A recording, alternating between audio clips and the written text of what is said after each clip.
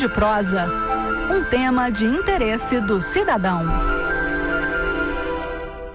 Era uma vez. Quem nunca ouviu essas 3 palavrinhas mágicas? Elas já deixavam nossa imaginação pronta para voar. Era o começo de uma boa história, contada muitas vezes em um círculo, formado por crianças e no meio um adulto, que poderia ser a vovó, o vovô, um tio, uma tia ou mesmo uma professora.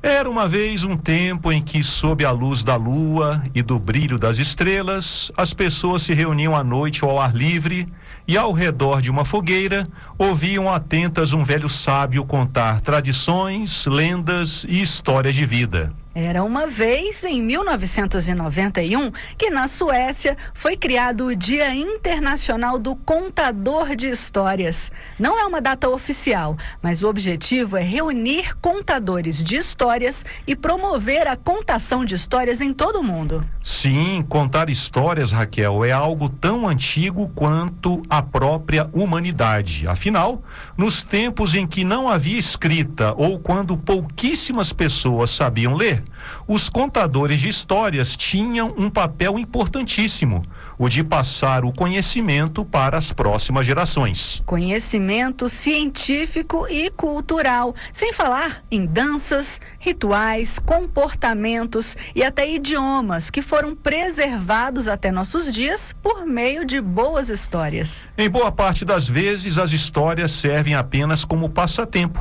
para nos divertir ou nos fazer sonhar acordados. Mas em outras, a contação de histórias tinha objetivos, digamos assim, mais sérios. Se você já leu um livro ou viu um filme sobre os tempos medievais, provavelmente havia ali um bardo. Era um personagem que tinha uma grande importância estratégica para uma cidade ou mesmo uma nação. Em épocas de guerra, eles ajudavam a manter o moral do povo e dos soldados lá em cima, por meio de histórias, muitas vezes exageradas, de vitórias dos aliados e derrotas dos inimigos. Assim como no passado, a arte de contar histórias tem grande importância, principalmente para a formação de crianças e adolescentes. Estamos em tempos em que a luta é fazer os jovens se desapegarem do telefone celular. Que o digam pais e professores neste ano que marca o primeiro da lei que determina limites para o uso do aparelho na escola. Pois bem, a contação de histórias, quando direcionada para crianças, por exemplo, pode estimular nelas o gosto pela leitura, ajudá-las a se relacionar com outras crianças, incentivar a criatividade e a imaginação.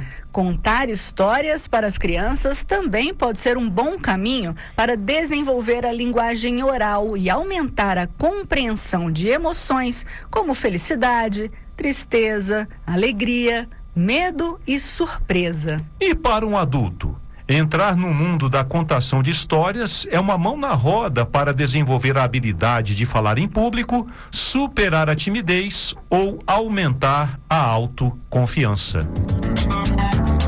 Era uma vez. A humanidade deve muito às 3 palavras que são o começo de uma boa história e, claro, aos contadores de histórias. Que eles continuem usando a imaginação deles e a nossa, para que essas deliciosas histórias não caiam no esquecimento e continuem vivas em nossas mentes. Legal, né, Raquel? Contador de história. História, gente. Eu lembro do meu tempo de criança, como eu ouvi boas histórias. É verdade, é tão importante, né, Adriano? Você tinha gente contando história pra você? Eu tinha, por exemplo, os meus tios, né? Eu tenho muitos primos da minha idade. E aí, quando nós éramos crianças, fazíamos uma roda, né, numa fazenda, aí até à noite mesmo. Agora, o problema, gente, era que as histórias eram, na maioria das vezes, viu, Wellington, de assombração. Eita, aí é pra passar medo na criançada. É verdade, ninguém ia dormir. Ia todo mundo dormir com medo. Legal. É verdade, tinha essa história de contar terror mesmo pra criançada, ficava todo mundo com medo. Mas faz parte, né, da contação de história aí. E você, ô Raquel, ouvia também boas histórias quando era criança? Ouvia demais. Ixi, meu pai contava muita história. A história da sereia birigui, que a gente adorava, ele contava praticamente toda noite. Pai, pelo amor de Deus, conta a história da sereia birigui, senão não vou nem conseguir dormir. Tinha a história da sereia birigui e ela mergulhava, fazia uns barulhos na água, era super legal. E aí já me iniciou na história, na contação de história. E depois, quando os meus meninos eram pequenos, eu também contava várias histórias para eles dormirem também. Olha aí. Então hoje é o Dia Internacional do Contador de Histórias. Eu queria que primeiro você contasse para a gente qual é a importância do bioma cerrado para o Brasil e por que que ele recebe esse nome de caixa d'água. Por que que o cerrado é considerada a caixa d'água do Brasil? Muito bem, vamos lá. A importância do cerrado, que não é só um bioma, segundo o professor Altair Salles Barbosa, ele é um sistema biogeográfico. Pela sua amplitude, ele está presente em 12 estados brasileiros, ele tem a maior diversidade faunística de uma savana em todo o mundo. Então, o bioma cerrado, ou o sistema biogeográfico do cerrado, é da maior importância para o clima e para as populações que vivem no Cerrado e fora do Cerrado. Por quê? Porque aqui nascem as principais bacias hidrográficas do continente. Das 12 bacias hidrográficas mais importantes do Brasil, 8 nascem no Cerrado. Aqui, por exemplo, de Águas Emendadas, aonde sai um dos afluentes da vazante ali da Águas Emendadas, vai formar o Rio Maranhão, que forma a bacia do Araguaia, Tocantins, e vai até a foz do Amazonas, né? No outro extremo sai o Rio São Bartolomeu, afluentes do São Bartolomeu, que vai montar com o Rio Paranaíba, que depois junta com o Rio Grande, que vai juntar no Tietê, no Paraná, e vai montar a Bacia do Prata, vai chegar lá no Oceano Atlântico, entre Montevidéu e Buenos Aires. Então, essas águas que nascem aqui são gigantes. Outro gigante também que nasce no Cerrado, que é o Rio São Francisco, que é o maior rio brasileiro em extensão. Então, todo esse conjunto de afluentes, de nascentes, que levou milhões de anos para ser formado, com a sua sedimentação geológica, formou os 3 principais aquíferos que nós temos conhecimento, que é o aquífero Guarani, o Bambuí e o Urucuia. Por tudo isso, a gente chama o Cerrado de Caixa d'Água do Brasil. O livro reuniu um time de especialistas e fotógrafos renomados, né? Exatamente. Como foi o processo da produção dessa obra? E qual é a importância da união desses diferentes olhares, né, para retratar a complexidade do Cerrado? Era justamente isso na complexidade que você menciona, que foi o nosso direcionamento, a nossa determinação ao fazer esta obra. Nós não queríamos, sobre hipótese alguma, ter a opinião de uma única pessoa. Então, isso começou quando eu fiz uma série documental chamada Memória Viva, Eco-História do Planalto Central. E o professor Braulio Dias, ele na época nos deu uma entrevista e foi a primeira vez que eu ouvi essa expressão, né? Ele falou, aqui é a cunheira, é a caixa d'água.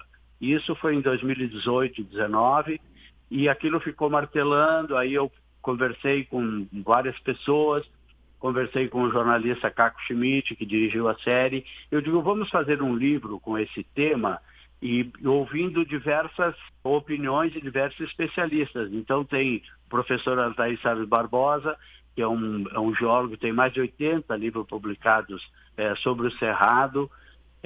O professor Eloy Campos, que é um hidrólogo da UNB, e ele compartilha a pesquisa também com a Adriele Rodrigues. Depois nós temos o próprio Braulio Dias, que é um biólogo, ele fala sobre a diversidade da savana Cerrado, né? Que é a savana mais biodiversa do mundo e também a mais ameaçada, infelizmente. E finaliza com o professor de história que coloca toda essa coisa da água como caminho, como utilização, desde da chegada dos bandeirantes, do ciclo do ouro, e aí então o livro é composto assim por vários olhares, justamente para tentar que a população primeiro conheça isso e tenha a noção da importância dessa riqueza que nós temos aqui e que nos ajude a cuidar esse patrimônio inestimável para as atuais e futuras gerações. O livro também faz uma homenagem aos guardiões do Cerrado, né? Inclusive com fotos muito bonitas. Quem são esses guardiões e qual é o impacto que essas pessoas têm na preservação? Fundamental a participação deles, eu classifico. Por quê? Porque eles estão lá nas unidades de conservação, eles estão lá vigilantes, atentos e evitando, por exemplo, vou dar só um exemplo assim, na Serra da Canastra tem uma espécie, que nós estamos perdendo muitas espécies, né? Essa devastação, principalmente que o agronegócio está fazendo no Cerrado, a densidade populacional das cidades, Brasília e tantas outras cidades modernas que estão chegando aqui, estão destruindo o que levou milhões de anos, né? 60 milhões de anos para ser formado, e essas reservas e a vegetação e a fauna, né? Então, lá na Serra da Canastra tem uma espécie que chama o pato mergulhão, que está em risco de extinção. Então, esses guardiões estão lá na Serra da Canastra e nas outras unidades de conservação, mas especialmente essa da Canastra, não se permite na época de reprodução deles sequer subir um drone para fazer imagem, porque qualquer ação nesse sentido desestabiliza o ambiente, né? Então, é a fundamental participação dessas pessoas, assim como o Gesisleu Dark aqui da Estação Águas Emendadas. É ele que está todo dia lá, andando com a equipe, cuidando, evitando que entre animais domésticos ou mesmo invasores para caçar e essas coisas assim. Então, a nossa homenagem para essas pessoas é o reconhecimento pelo trabalho deles. Muito bacana. E qual é a principal mensagem que a gente está assim, né? Nesse período que as pessoas estão começando a entender a importância da preservação ambiental, até nesse contexto de crise climática, né? E aí, qual é a mensagem que esse livro deixa? A mensagem que esse livro quer fazer, e o nosso desejo, o meu desejo pessoal, inclusive, enquanto presidente do Instituto, é distribuir esse material, reproduzi-lo o maior número possível para que chegue nas escolas, nos jovens, para que os jovens primeiro conheçam esse patrimônio, porque você só cuida, você só dá importância daquilo que você conhece. Então, eu quero, meu desejo pessoal é que a juventude tome conhecimento, se aposse desse conhecimento e preserve esse patrimônio. Porque nós não estamos falando aqui de questão ideológica ou meramente de moda, de qualquer coisa. É uma questão de sobrevivência da espécie humana. A Terra sofreu inúmeras modificações desde o período que se conhece, né? De gelo, separou continentes e oceanos e tal. Mas agora nós estamos falando da sobrevivência da espécie humana no planeta. E a devastação que está sendo feita aqui no Cerrado é gigantesca. Inclusive o professor Altair fala que o Cerrado, estricto sensu, não existe mais, ele morreu. Ele não se regenera, ele está num processo de não retorno. E isso é muito grave, é muito preocupante. Então, eu penso que somente a sociedade tomando conhecimento da importância desse patrimônio e tome a consciência de que é preciso preservá-lo. Atanagildo, muito obrigada pela sua participação aqui na Rádio Senado. Volte mais vezes. Eu que agradeço e sempre que possível estaremos em contato. Muito obrigado pela oportunidade de divulgar. Agenda do Senado. A agenda de hoje começa às 10 horas da manhã. A Comissão de Direitos Humanos e Legislação Participativa promove audiência pública para debater as violações de direitos humanos e crimes contra a dignidade da pessoa humana. Às 11 da manhã tem sessão deliberativa no plenário do Senado. A repórter Érica Christian vai acompanhar a sessão. Bom dia, Érica. Bom dia, Adriano. Bom dia, Raquel. E um excelente dia para todos os ouvintes da Rádio Senado. E nesta quinta-feira, os senadores poderão votar a proibição de critérios discriminatórios contra estudantes e pesquisadoras que estão grávidas ou são mães nos processos seletivos de bolsas de estudo e pesquisa. Também está na pauta o aumento da pena para os crimes de furto, roubo, receptação, interrupção ou perturbação de serviços de comunicação e de utilidade pública, além da tipificação dos crimes de receptação de animal doméstico e de fraude bancária. A sessão do plenário desta quinta-feira está prevista para começar às 11 horas da manhã e será transmitida ao vivo pela Rádio Senado, TV Senado e pelo canal da TV Senado no YouTube. A todos os ouvintes da Rádio Senado, uma excelente quinta-feira. Adriano, Raquel. Obrigada, Érica, pelas informações. E encerrando a agenda, às 15h está prevista uma sessão do Congresso para discussão e votação do orçamento de 2025. Para acompanhar os trabalhos legislativos, acesse senado.leg.br/atividade. Vou repetir, senado.leg.br/atividade. Entrevista. Fortalecer o apoio a agricultores familiares impactados por eventos climáticos extremos, como secas e enchentes atípicas, apoio por meio do financiamento para a recuperação da produção rural e modernização de práticas agrícolas. É o que está propondo o senador Sérgio Petecão, do PSD do Acre. Ele apresentou um projeto, o PL 1078/2025, que amplia o alcance do Fundo Nacional sobre Mudança do Clima e a área de atuação do Fundo Garantia Safra. Vamos conversar agora com o senador Sérgio Petecão. Senador, bom dia.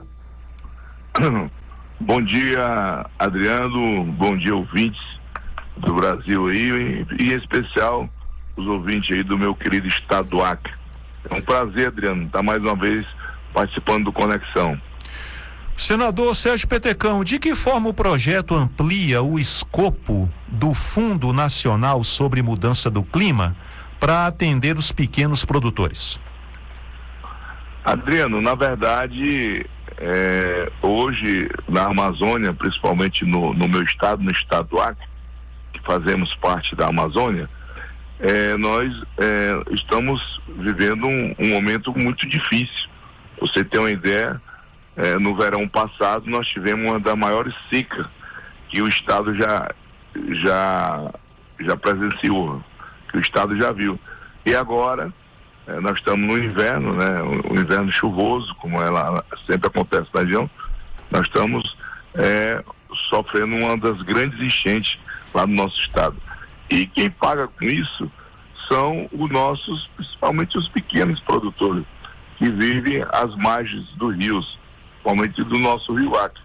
É o pessoal da agricultura familiar, que põe um alimento na nossa mesa, né? Então, a nossa proposta, o PL 1078, como você acabou de frisar, ele busca fortalecer apoio, né? Nós queremos que o governo federal possa, para que a gente não tenha que todo ano tá vindo buscar recursos através das prefeituras, através dos parlamentares, da nossa bancada, com o pires na mão.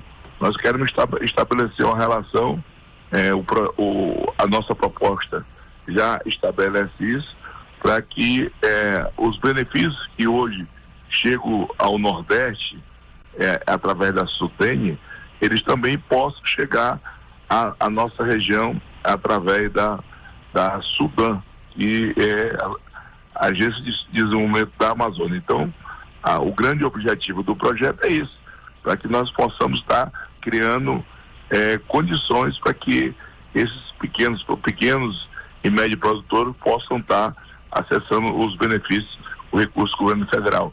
E, lógico, com isso, esse produtor que venha ter esse tipo de benefício, lógico, a contrapartida é que ele possa estar dotando as suas propriedades, a sua produção, de formas que possa também estar ajudando na preservação do meio ambiente da nossa região amazônica.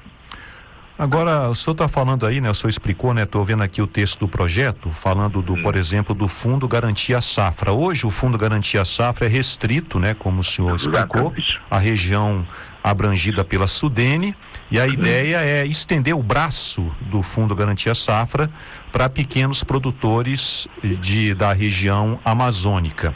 Agora, claro que isso envolve, no final das contas, vai envolver menos dinheiro, ou a divisão do dinheiro que hoje é todo direcionado para a região da Sudene, para uma divisão para outras regiões. Isso não poderia provocar uma resistência, talvez, aí de parlamentares dos estados da região abrangida pela Sudene?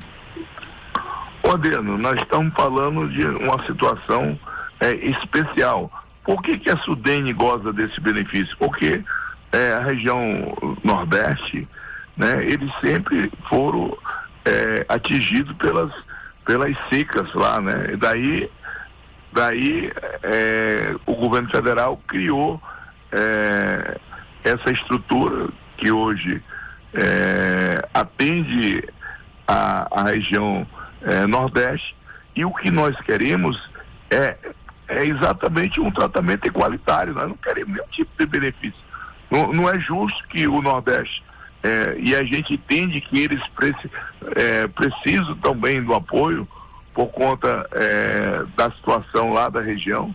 Lá eles são atingidos pela seca, mas nós aí na Amazônia, nós estamos nos deparando com uma situação nunca vista na região. Como eu te falei, acabei de frisar, nós tivemos uma das maiores secas no nosso verão passado. E agora, nesse momento agora, se você chegar no estado, nós estamos com a maioria dos municípios estão sendo atingidos pelas enchentes. Então, é preciso que o governo federal também dê uma atenção à nossa região. E hoje, a estrutura que nós temos lá na região é a Superintendência de Desenvolvimento da Amazônia, entendeu? Que certo. É a Sudan. Como eles têm lá a Sudene, nós queremos que a nossa Sudan possa estar cumprindo esse papel e trazer esses benefícios para os nossos produtores, principalmente a agricultura familiar. Estamos conversando com o senador Sérgio Petecão, ele é do PSD do Acre, apresentou recentemente aqui no Senado o PL 1078/2025, que prevê aí o fortalecimento ao apoio a agricultores familiares, pequenos produtores impactados por eventos climáticos extremos, como secas e enchentes.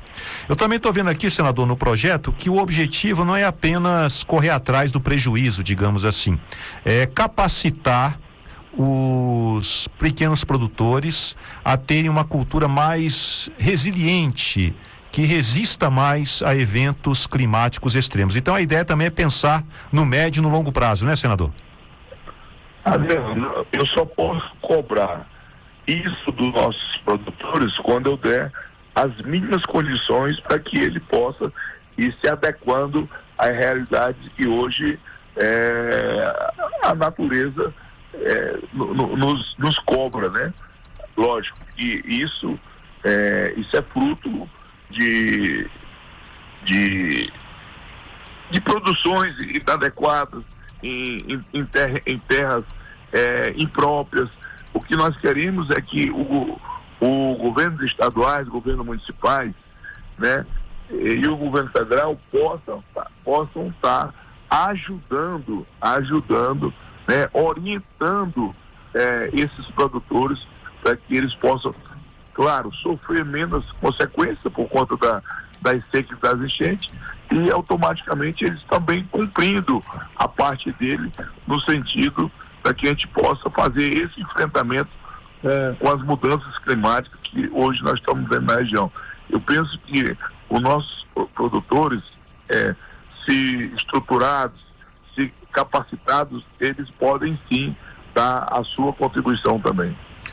Senador Sérgio Petecão, muito obrigado aqui pela sua participação, pela entrevista. Bom dia para o senhor. Bom dia, Adriano. Quero aproveitar a oportunidade e prestar minha solidariedade a todos os nossos irmãos que hoje estão atingidos aí pelas enchentes. Estamos aqui em Brasília, se Deus quiser, no final de semana já estamos aí no Acre.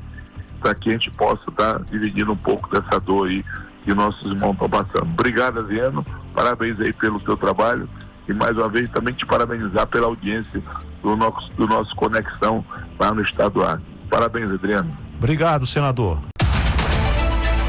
Senado verifica. Conheça a fonte, confirme se é fato. Quando você recebe uma notícia ou outra informação qualquer no WhatsApp, por exemplo, o que você faz? Checa se a informação é verdadeira? Confere se no meio de várias informações verdadeiras está embutida uma informação falsa?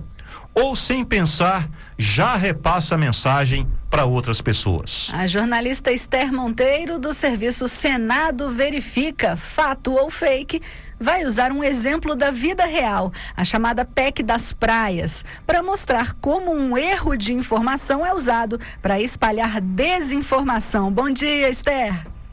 Bom dia, Raquel. Bom dia, Adriano. Mais uma vez, um grande prazer estar aqui na Rádio Senado. Bom dia aos ouvintes da Rádio Senado também. Um dos pedidos que o Senado Verifica mais recebe é de informação sobre projetos de lei em andamento no Senado. Nem sempre o que o cidadã quer é verificar se a informação é verdadeira ou não. Quer saber se a proposta já foi aprovada ou se já virou lei. Mas uma coisa que a gente constata é que nesses casos um erro de informação pode ser passado de pessoa para pessoa sem conferência e isso vira fake news. Criação de piso salarial para garis, imposto para tutores de animais domésticos, 14º salário para aposentados e pensionistas, direito ao transporte gratuito para idoso e a chamada lei de proteção doméstica são temas recorrentes em fake news sobre o Senado. Um desses casos é a PEC das praias. A proposta de emenda à Constituição número 3 de 2022. Quando ela chegou ao Senado para revisão, após ser aprovada na Câmara dos Deputados, foi propagada a informação de que o objetivo é privatizar as praias brasileiras. Lembra que a gente já falou aqui sobre características das fake news?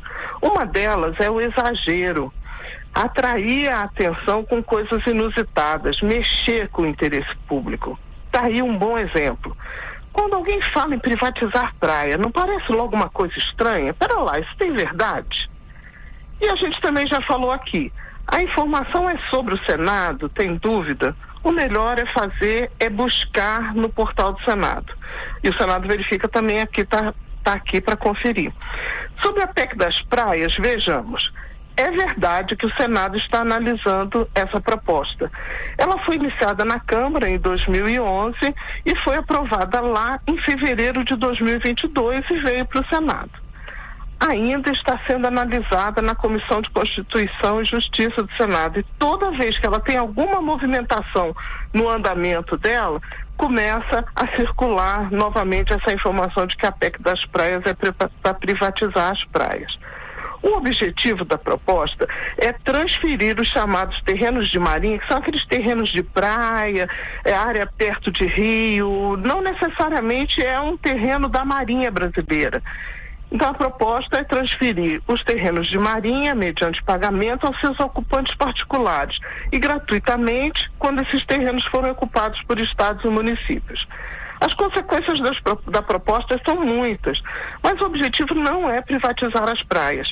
Se você pesquisar pelo número PEC 3 de 2022 na internet, o primeiro resultado que aparece leva para a tramitação da matéria, aquela página onde tem todas as informações sobre como está o andamento do projeto. Lá tem tudo bem explicadinho. E ainda tem uma relação de notícias publicadas pelos veículos de comunicação do Senado sobre o assunto. Por sinal, isso acontece com todas as propostas que estão aqui no Senado. Então vamos ficar atentos. Se você receber mensagens sobre um projeto de lei, vai lá no site do Senado. Além, é claro, de tomar os cuidados que você já precisa ter adotado no seu dia a dia. Ver se quem manda a mensagem é pessoa de confiança, se a mensagem é exagerada, se pede para compartilhar logo para o maior número de pessoas. Hoje em dia todo mundo tem celular e acesso à internet e a busca é rápida. Digita o número do projeto ou o assunto e confere a tramitação. Não está conseguindo conferir? Manda aqui para o Senado Verifica. Pelo e-mail senadoverifica@senado.leg.br ou pelo WhatsApp. O número é 619-8190-0601. Você também pode usar o canal da Ouvidoria do Senado pelo telefone 0800-061-2211. Ligação gratuita de todo o Brasil. Tenho certeza que você, Adriano, e você, Raquel, confere a informação antes de compartilhar, não é isso? É verdade, viu, Esther? Olha, na verdade, eu vou te dizer que eu nem entro nesses links que as pessoas mandam pelo WhatsApp, não. Eu prefiro olhar o tema e eu mesma fazer uma busca na internet para ver se aquilo ali é verdade e realmente também não compartilho, não. Você, Adriano? E eu, quando vejo assim, compartilhe com o maior número de pessoas, compartilhe com todos os seus contatos. Eu nem leio a informação, eu já descarto, porque provavelmente é fake news. É verdade. Isso, muito bem. Esther, valeu, muito obrigado aqui pela sua participação, pelos alertas, pelas dicas para a gente identificar uma fake news. Um abraço para você e até a próxima. Até, Adriana, até, Raquel. Tchau, Esther, até mais.